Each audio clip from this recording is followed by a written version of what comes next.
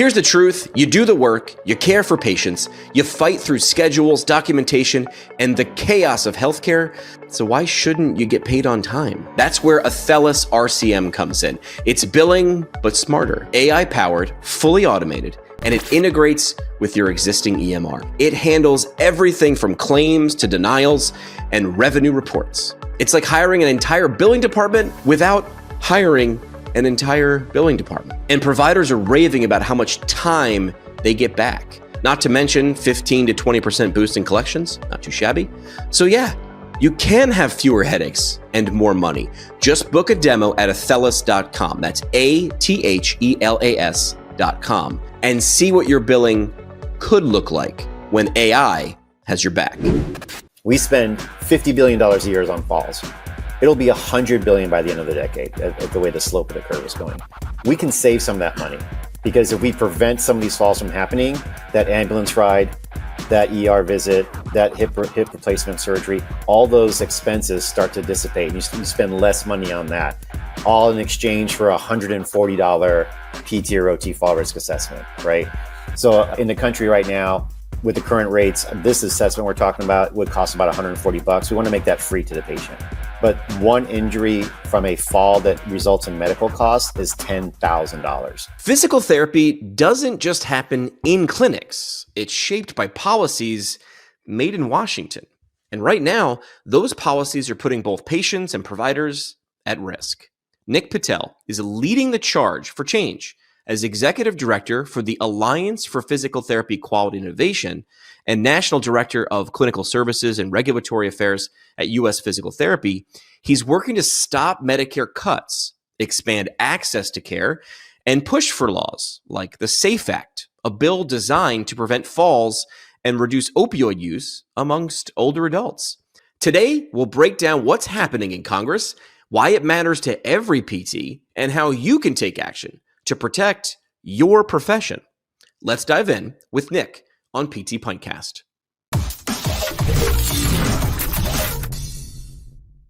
Nick, welcome back to the show. Thanks for having me, Jimmy. Good to be here.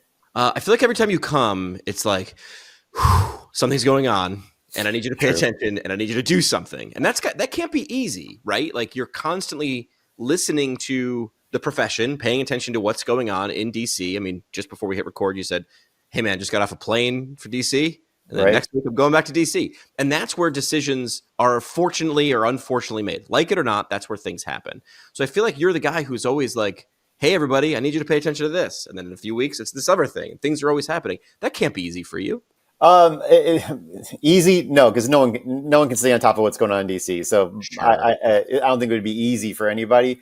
However, is it needed? Yeah. And is it something that, we as professionals need to do a better job at it, right?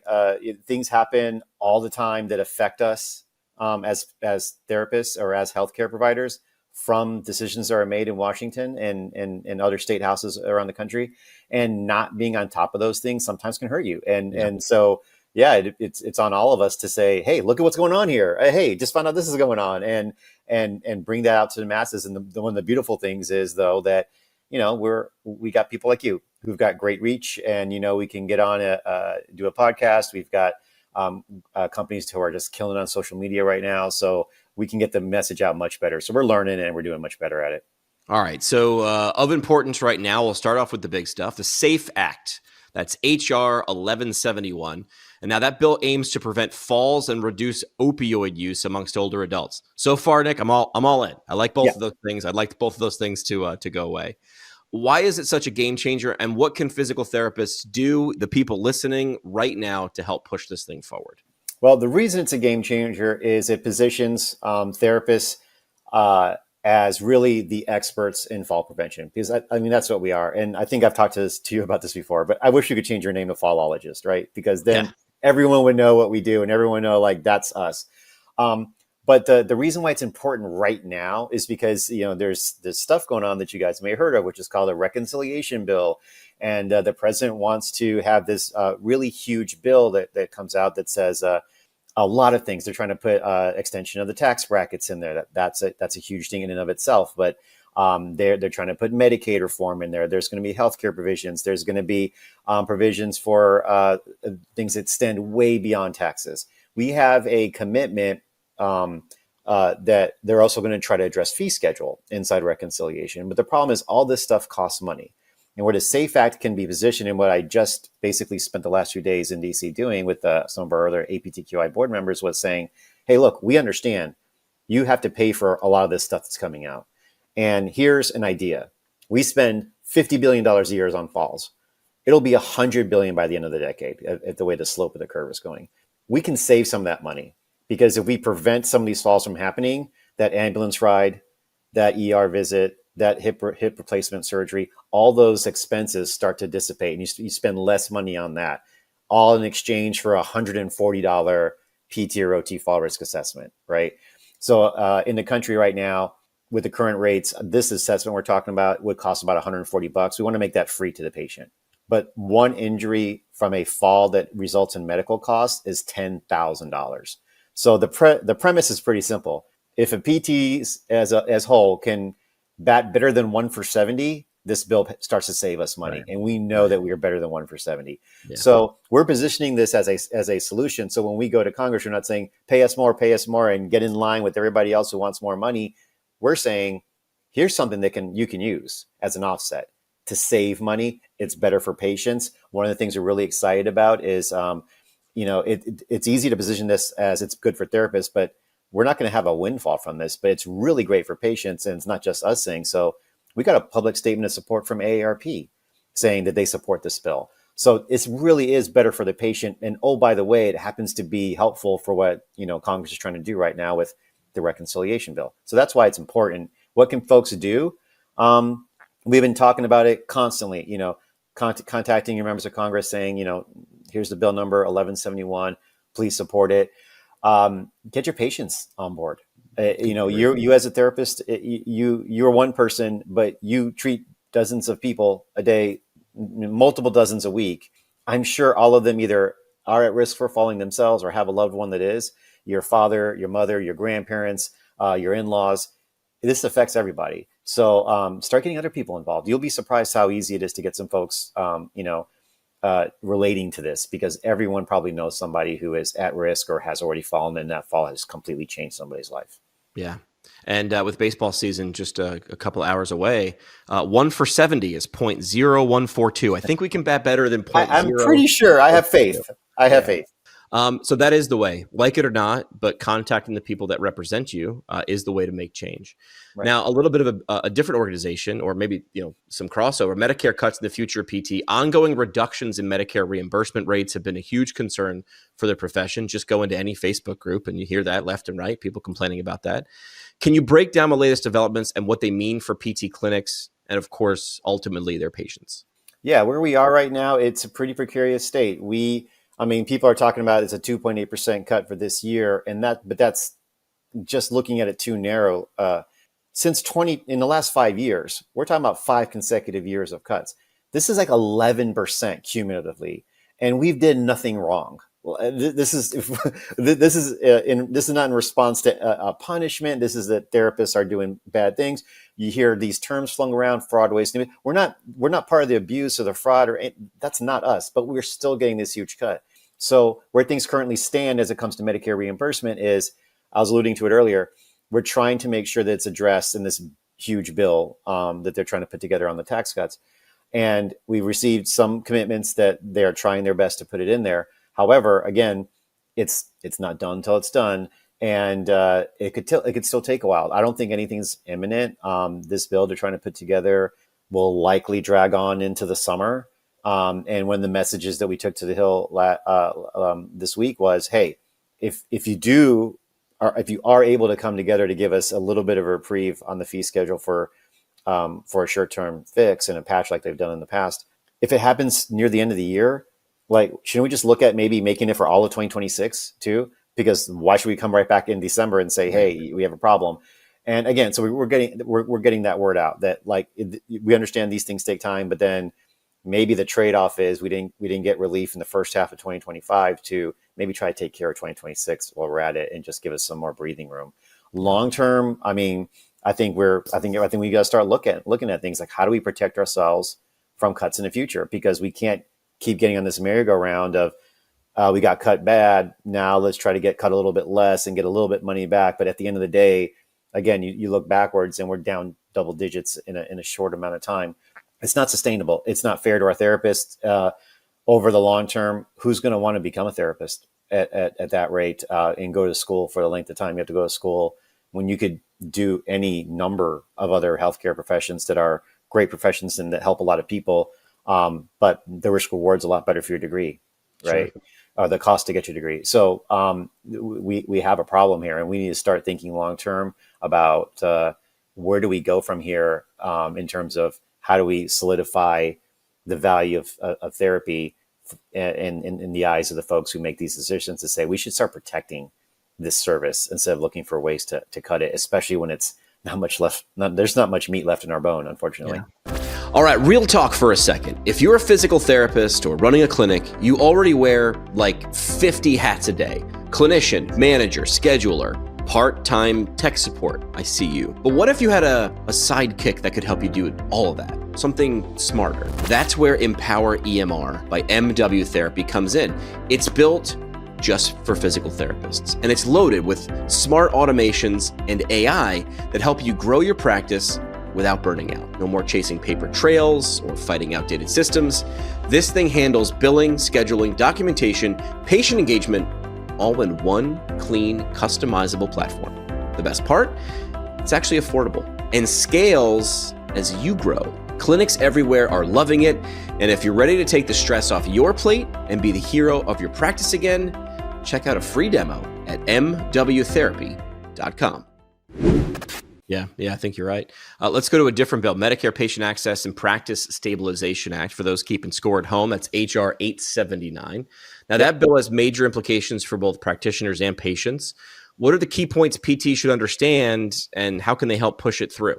Yeah, this is a really important bill because it's highlighting the fact that, like I said, we've had these cuts at a time when inflation is run rampant and everyone's costs. If you run a clinic, you're paying more for your rent.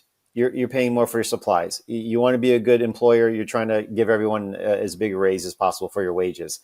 You can't run a business where your expense line is going straight up and your income line is going straight down, and that's what's happening. So what 879 is trying to bring to the masses is, look, for beyond the fact that we keep getting cut, we need to start incorporating inflation into the equation here, because it has not occurred. And unfortunately, in the office-based setting, so it's not just therapists, but anyone paid on that fee schedule, which is a lot of physicians as well, our schedule has been frozen from any kind of inflationary update at all. Yeah. So again, same thing. You have the bill number. We need to get folks to understand that our fee schedule is not keeping up with inflation. And again, for the long term, we have to at least start getting to where every year it's a given that providers' expenses are going up, and that payment should go up to at least try to offset some of that. Yeah. And we'll reiterate, many PTs feel that sometimes like policy is someone else's job. It's not just the job of big organizations or people whose job it is to go to the Hill. It's crucial for every clinician to get involved. When representatives can hear these messages from multiple voices in their communities, from patients that may or may not vote to get them back into office, they tend to pay attention, and it is an effective way that they can make an impact. If I asked you to look into a crystal ball, if PTs and OTs don't take action now, where might you see our profession or our professions in 5 years? I mean, I don't want to rattle the saber and fearmonger, but you do want to make sure people understand the tension in the story or the things that might happen. What's at stake if some of these legislative efforts don't succeed? Well, here's what we're looking at, and I appreciate your point about let's not get too morose, but let's look at what the trends currently are. I mentioned this a little bit earlier. Who wants to go to PT school in 5 years if the situation is that you continuously get cut? And oh, by the way, in 5 years, if anyone thinks that tuition will go down, I'd love to talk to you. I don't know how you would get that. So whatever the cost is today, every year from now in the next 5 years, the cost to become a PT will go up. Also, every year of the next 5 years, the salaries to be a PT may not be moving much. And as those widen, we're going to have a workforce problem. And the APTA published a nice a paper kind of highlighting that, hey, we're starting to see projecting shortages. And I think that will only exacerbate, actually, because we have a pipeline that we're used to getting new grads every year to, replace people who retire or cut back on their hours. But what happens when your pipeline dries up? And also from separate from the workforce, let's just talk about access. Our members are closing clinics that have 20 patients a day coming in. We're not closing clinics because we have no one coming in and there's no demand for our services. In our country, there is absolutely a chunk of baby boomers coming into Medicare every single day, and they will guzzle PT resources if they can and services if they can. However, if the payment we get for those services can't meet our costs, we're going to have to shut down clinics. So when you have a service that people want and will come in and you have the volume, but you actually have to close the clinic anyway, what's going to happen to your patients who need those low cost services? They're going to fall more. They're going to have more surgeries than they probably needed. They're going to be less independent. Maybe they're living with their kids more. Maybe they're living with in nursing homes. I mean, think about this. If every household, there's not enough Generation X folks to tell the boomers you can come live with me. Right. And when someone does, if they're in that situation where they can do that, someone's got to stay at home with them. Now you're taking people out of the workforce. There's a whole add-on effect. And I know I'm maybe drawing some lines that you think, okay, that might be a stretch, but it's not. When we're talking about not having an independent, healthy senior population, these things happen. And if you talk to anyone with an older person in their home, or they're a caretaker for someone elderly, they are probably shaking their heads and know exactly what I'm talking about. Yeah.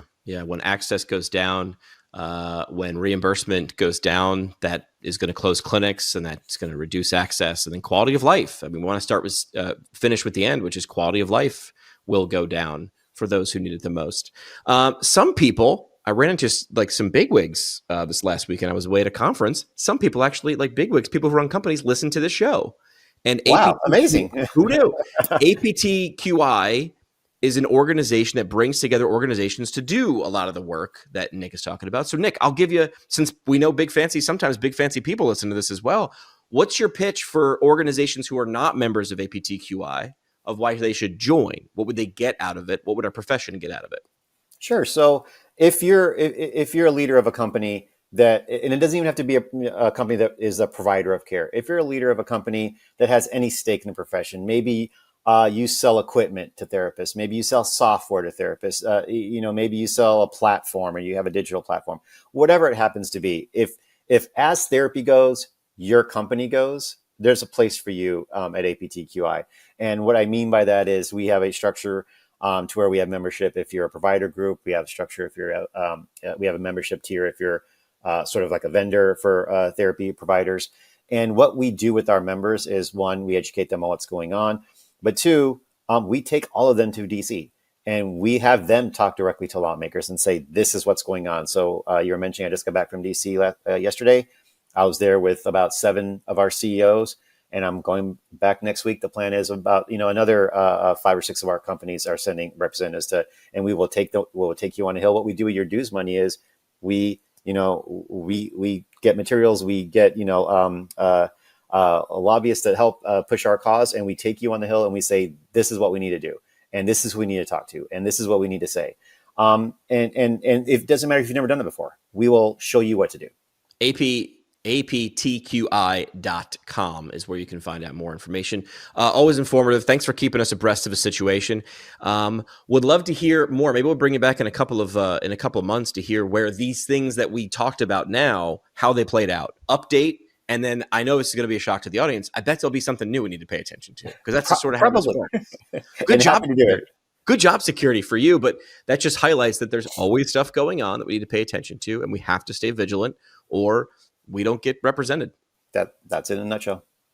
Let's be real. You didn't become a therapist to be average. You've got something in you that wants more mastery, more impact, more confidence in the clinic. That's exactly what Brooks Institute of Higher Learning delivers.